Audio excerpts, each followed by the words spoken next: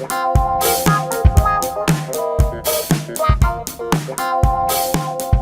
this is Alyssa Brelli, website editor for Commercial Integrator. Today I'm delighted to have Aaron Kipfer, Chief Technology Officer at Neoti, joining in on a discussion about the command and control room market. This is, of course, part of Commercial Integrator's Command and Control Deep Dive Report in the August edition of Commercial Integrator and Security Sales and Integration. This will also be spotlighted throughout the month of August online. Welcome, Aaron. So great to have you here today. Thanks, Alyssa. It's great to be here. Let's jump right into it. A highlight of Neoti's booth this year at InfoComm was the UHD Series TAA-compliant Pantone-validated LED display. For those who are unable to see it in person, which the color, I was able to see it in person, the color was amazing. Could you elaborate on the validation and the significance of it and how it can be used to enhance situational awareness in mission-critical spaces? Sure. But yeah, it's one of the things we're really excited about, being able to get that validation from Pantone. It's something that's not being talked about a lot in the space or in the market in the LED world, but it's something that's very important when it comes to that critical awareness. So you can imagine in most critical environments, especially when you're in a command and control situation, you may have things like color coding that has to be specific. And sometimes those colors are close to each other. You have a specific orange color or a red color. And when you oversaturate colors, as many LED direct view LED displays do, sometimes those oranges can look red, and maybe they need to be orange or maybe they need to be yellow. And so by getting the validation from Pantone, what that means for our XF Plus series is that when you put a specific color on the display, if you're working with a specific color profile, then those colors will be 100% accurate to the profile that they were created by either the application creators or the content creators to be displayed on the screen. And so when you're looking at critical information, whether that's a heat map or whether that's satellite imagery or something like that, you want those colors to be extremely accurate, especially not only in the color range itself, but in low brightness scenarios, which is another reason why we were able to also get that validation from brightnesses of 0.1% of our whatever the nits of the display needs to be, all the way up to 100%. So our gamma tables stay the same, our curves stay the same, white balancing all stays the same. In our deep dive report, we delve into ergonomics and the overall operator experience. Integrators' approach to this space has significantly shifted from how do I sell the largest video wall for this space to focusing more on the overall operator experience. What factors in LED displays contribute to an improved operating experience for control room staff? Well, I think some of the biggest factors for overall experience is the low brightness performance. So in a lot of these control room spaces, they're darker spaces in general because there's a lot of monitors, there's just a lot of other things happening. And so the ambient lighting is usually much lower than, say, like a corporate boardroom or something like that with a lot of windows. And so when an operator is looking at their monitors and they're looking at an LED display, monitors typically aren't very bright because you're really close to them. But a lot of LED displays have to be bright in order to accurately display whatever they are displaying.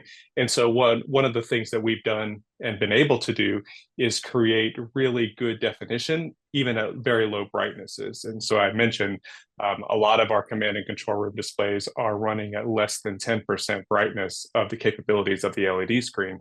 And in traditional LED displays, in other products, once you get that low of brightness, you're restricting the current to the actual LED. And so you start to lose color values, especially in the black and gray levels or in the gradients.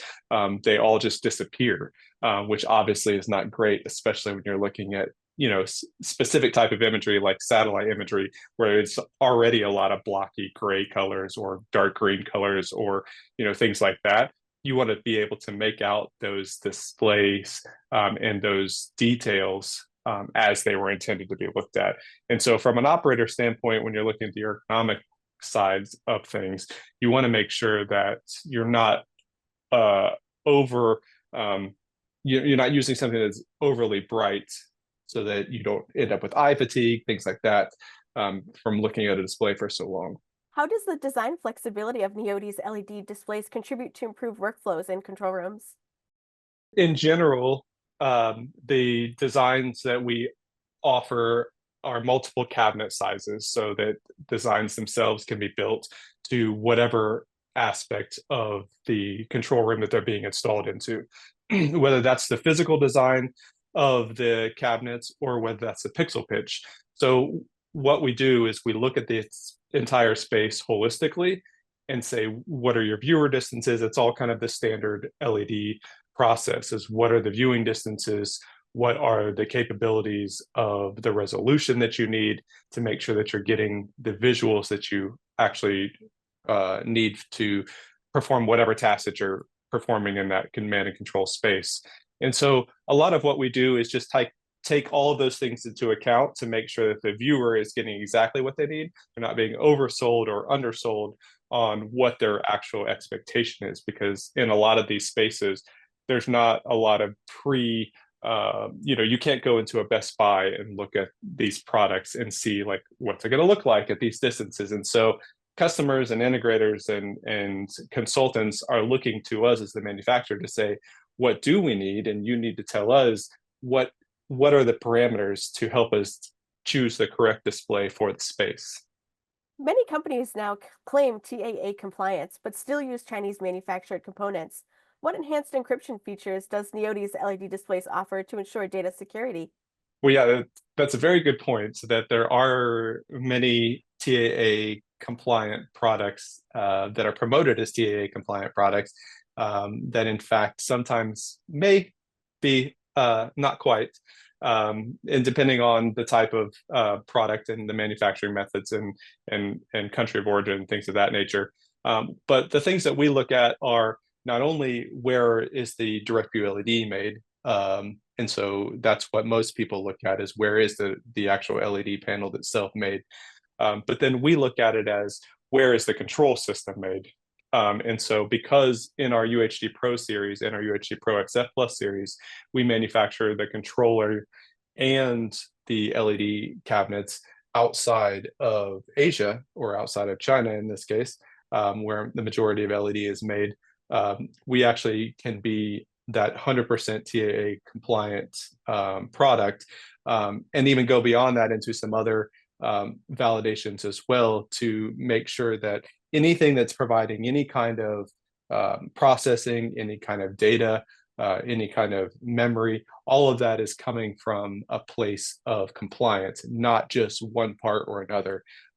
There are a lot of ways to kind of skirt the TAA compliancy because it's somewhat, widely unregulated in the space. And so it's up to the manufacturers to make sure that they're ensuring that the product that they're providing to the integrators and ultimately to the customer is going to take that compliancy into full effect. And we take that seriously here to make sure that we're providing the entire system, not just a portion of the system in our TAA compliant products. I know you touched a little bit earlier on this, but not all LED displays are designed to operate 24/7. In these mission critical environments, what attributes should integrators look for in these always on environments?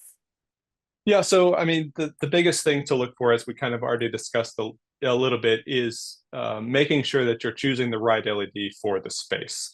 In 24/7 environments, you have to take into account things like heat load, because in certain applications or certain products, the heat dissipation is much higher. So you're getting a lot more radiant heat in the room, which means that you have to determine things like what are your BTUs per hour for your, HVAC systems, things like that. And not only that, but then you have to think about the comfort of the actual operators to make sure that you're not overheating a room, or if they're sitting closer to the display, they're not, warm versus the people in the back of the room are in a much cooler environment because the HVAC system has to keep up. So things like that are definitely important. And then also, as we discussed, brightness is a big factor, making sure that the brightness levels aren't overpowering and aren't, when you're looking at something for such a long period of time, you want to make sure that your eyes aren't being fatigued. And so we take into consideration other things like horizontal scanning versus vertical scanning, and other technical properties to make sure that the operator's experience is as least impacted as possible for the negative.